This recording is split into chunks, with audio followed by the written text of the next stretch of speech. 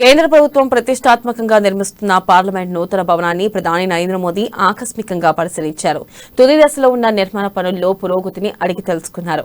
భవనంలోని central హాల్లో టేబుళ్లు, నడక మార్గాల్లో కలియ తిరుగుతూ దాదాపు గంట సమయం పాటు ప్రధాని అక్కడే ఉన్నట్లు సమాచారం. ఇక అక్కడ కొనసాగుతున్న పనులన్నింటినీ పరిశీలించి పనిచేస్తున్న కార్మికులు, అధికారులతో మాట్లాడి తెలుసుకున్నారు. ప్రధాని వెంట లోక్సభ స్పీకర్ ఓం బిర్లా కూడా ఉన్నారు. గతేడాది నవంబర్ నాటికే నిర్మాణం పూర్తి చేయాలని భావించినప్పటికీ కోవిడ్ కారణంగా ఆలస్యమైంది. ఈ నూతన భవనాన్ని త్వరలోనే ప్రారంభించే అవకాశం ఉంది.